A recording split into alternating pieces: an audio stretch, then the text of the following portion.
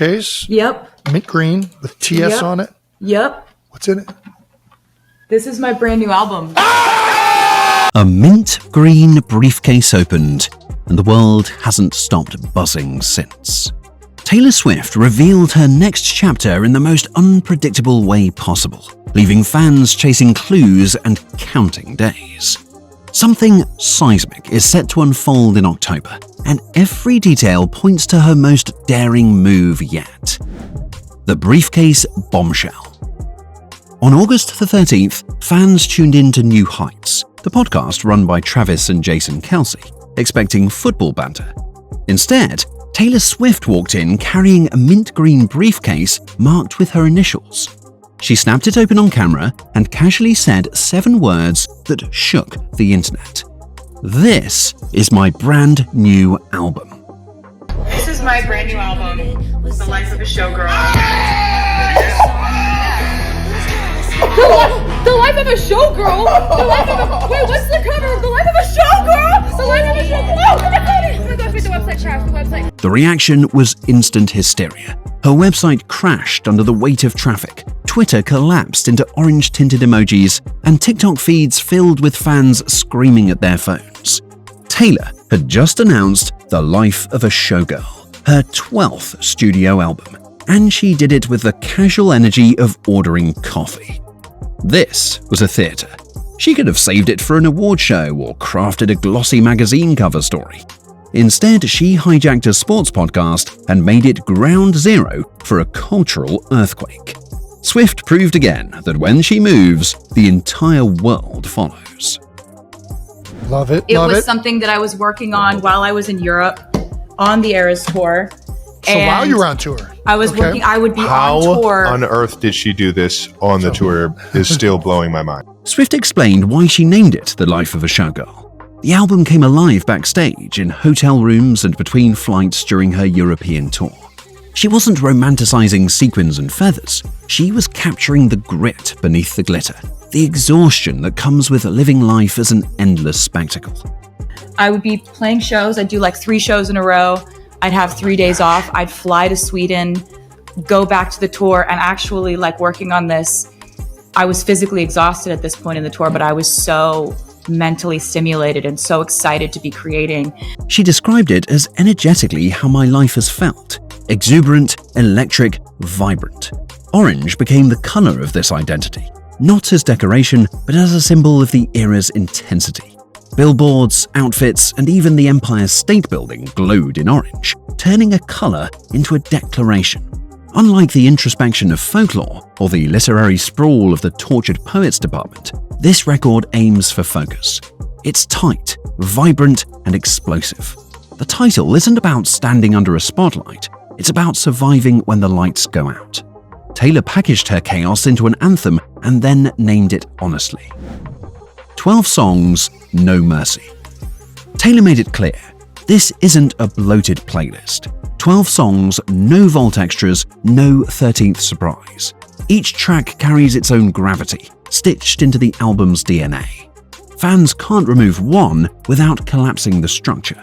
It's discipline disguised as spectacle. Back covers where we find the 12 tracks for my 12 tracks. 12th Bangers. album. Okay. So we got all. What are they? So we got track 1, The Fate of Ophelia. Okay. Track 2. The track list reads like a script. The Fate of Ophelia opens like a prophecy. Elizabeth Taylor nods to Hollywood glamour. Eldest daughter instantly became a rallying cry for anyone carrying family weight. Then there's cancelled, in all caps with an exclamation mark, already branded a future stadium chart. Can you do drum roll?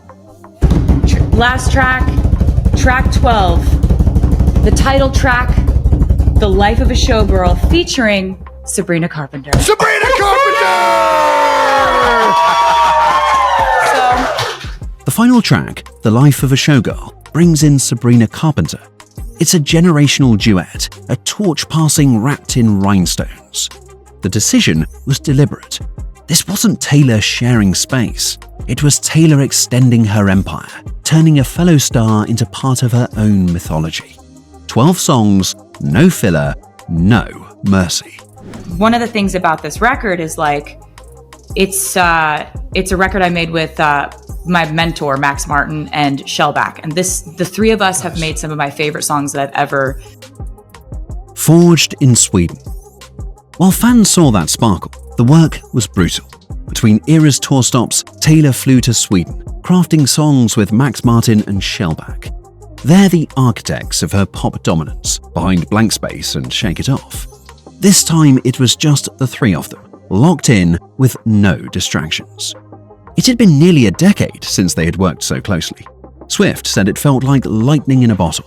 For the first time, there were no outside collaborators, just focused energy, three creators pouring every ounce of skill into 12 songs. It was warfare. She admitted her goal was to create a record she could be as proud of as the Eras tour itself. That's not ambition, that's madness. But she meant it. Exhausted yet electrified, she chased perfection in Stockholm, hammering melodies until they cut clean. The life of a showgirl was forged. And so That's then we showgirl. got That is a showgirl. we Yes, got it this is. orange vinyl And it's orange. here. Yeah, it is. And sparkly. Entering a new Look how era. sparkly. It's very nice. So what is the significance of the color orange? Orange sparks everywhere. Visuals matter in Swift's world, and this time orange led the charge. Instagram grids filled with orange outfits, Times Square lit up with mysterious orange billboards, and Swift herself leaned into the shade as if she'd invented it. Fans connected the dots.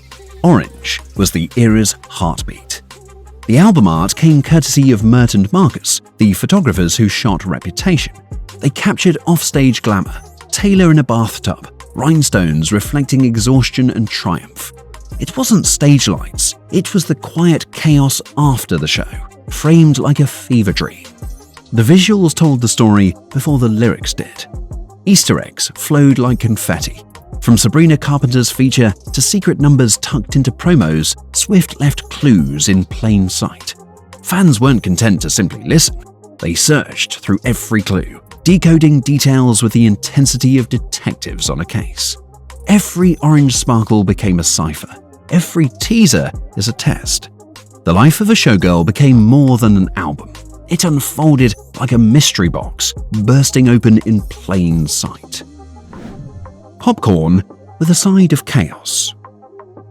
Taylor skips ordinary release parties and transforms every launch into a full-scale spectacle. From October the 3rd to 5th, AMC theaters will transform into shrines for the Life of a Showgirl. Fans aren't just buying tickets to hear music, they'll step into dark cinemas that double as temples of fandom, ready to be immersed. The centerpiece will be the premiere of the Fate of Ophelia music video, projected in IMAX scale. Alongside it will come never-before-seen behind-the-scenes footage, where Taylor explains each track cut by cut. Lyric videos and even poems will fill the screen. This won't feel like marketing. It will feel like initiation.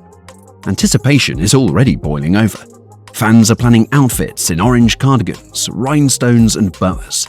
Social feeds are full of countdowns and speculation about what surprises she might slip in. Popcorn buckets are about to double as tissue holders when emotions spill over. This won't just be a launch, it will be a 3-day cultural baptism.